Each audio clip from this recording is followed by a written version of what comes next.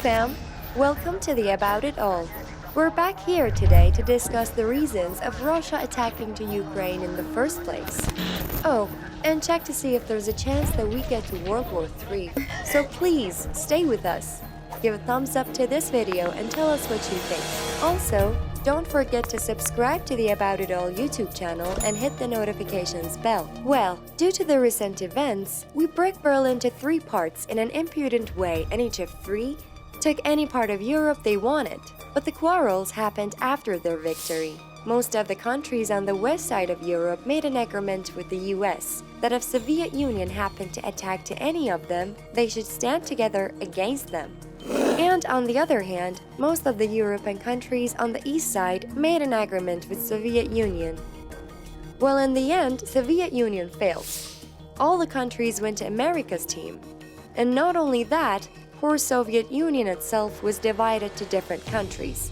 Well, America later promised Russia to never develop their territory to Russia's lands. But they brought all the dismissed parts of Soviet Union in their team, called NATO. You may have heard it somewhere. Well, of course Ukraine and Georgia want to join the NATO, but there's a tricky problem. They are neighbors with Russia. Well, in this rifle, Russia has no other friends but Belarus.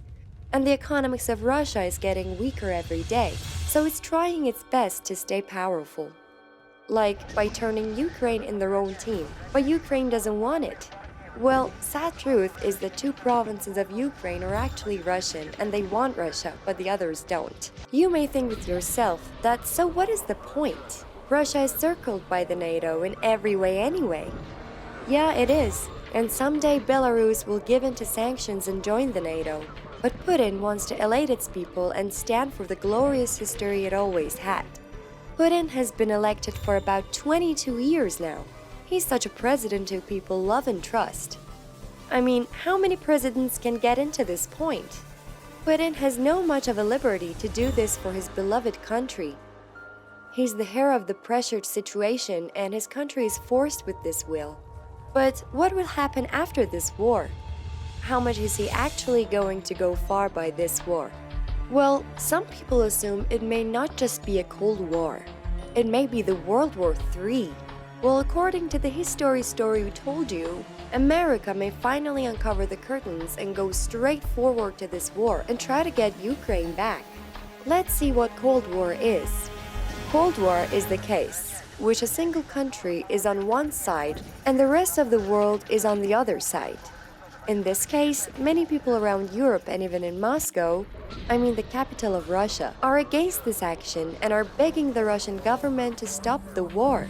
Well, a similar accident happened before in 1947, but what if recent incidents actually spark War III? Is there a possibility?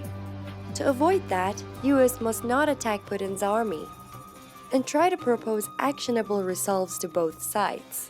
A solution to fulfill both grounds will work to strike a balance. A stable framework between Russia and the West might embrace the following ideas. First, assurances that neither Ukraine nor Georgia will become members of NATO. These nations enjoy no right to join NATO, just the invitation. Ukraine could accept a status similar to Asteria's. Asteria is a democracy that does business with all sides, won't harm the West, and would remove the threat that Putin mostly complains about. Ukraine needs to be a part of that negotiation and argument. Second, some believe that Putin fears a successful democracy in Ukraine that will spur knock-on consequences in Russia that undermine his regime. Unless he wants a real war, Putin is going to have to get real about this politically. He's popular at home, as we said, he's been the president for 22 years now, and may remain, so unless Russians see lots of body bags coming home, that's a more serious threat along potentially with Russia's response to COVID-19, which is a very dangerous factor in this case. Third, Putin wants the United States to avoid meddling in Russian internal politics. Let's be realistic. The United States rightly hit the roof over Russian meddling in US elections. Putin has angered Europe by using weaponized social media and other hybrid warfare tactics to create political disruption and undercut NATO and the LJ. But as Russia points out, No nation meddles in other countries' politics as much as the United States does. Well, they obviously take a grudge at that. Only this way, it may lie in a mutual agreement that the West and Russia will stop meddling in one another's internal affairs. Fourth, Putin would like to turn back the clock. He's going to have to get real about that anyway. Corruption and the failure of communism defeated the Soviet Empire, not the West, like we mentioned before. He led Russia to economic progress for the first part of his tenure. He needs to recognize that this record lights his way ahead, not armed conflict, considering the fact that everyone is against war. Finally, Putin wants respect as a great power equal. One annoying point for him is history. Like we said, he feels that the West refuses to acknowledge that Russia fought most of the ground war against Germany during World War II and suffered the most casualties. He's quite emotional about that issue. Addressing pride and nationalism is a matter of diplomacy. Working that out may not be easy, but the goal is handy. In the meantime, if Putin wants more credit for Russia, Russian historians need to translate their work into English and publish in the West. Well, of course, Russia can't be isolated forever.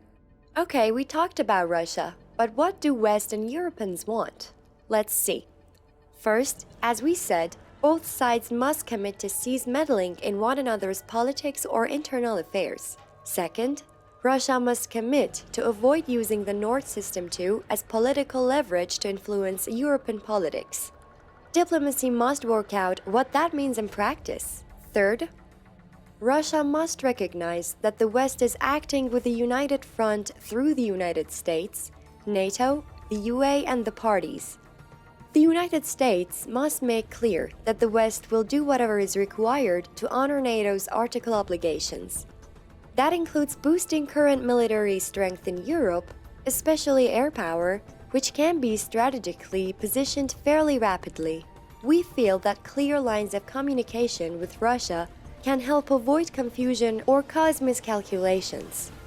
Issues such as missile deployments have to be negotiated. And fourth, Russia must gain control over and crack down on criminal cyber hacking in the West by the Russian state, its proxies, so-called patriotic hackers, and for sure, transnational criminal groups operating from Russia. Moscow's attempts to disclaim such groups are nonsense, and West shouldn't give credit to such efforts. Finally, and this is the matter of diplomacy that would take time to play out, Russia and the West should try to find common ground that recognizes the current threat posed by China's ambition to establish global military and economic supremacy by 2049. See, that's why it could lead to War III. China's achieving that ambition would pose an existential threat to both sides.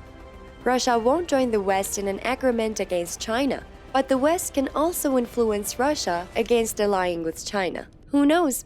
We don't have any idea about what Putin is really thinking about. As we said, it could simply be solved or lead into War III. Well, looks like we've reached the end. Do you think is this going to be the start of the World War III? I hope you've got your answer so far, and if not, let me know if you'd like another episode. You might want to subscribe to the About It All YouTube channel for more interesting videos. And let me know what would you like to know about it all. Also, please don't forget to give a thumbs up to this video if you enjoyed, share it with your friends, and ring the notifications bell. Thank you for watching About It All.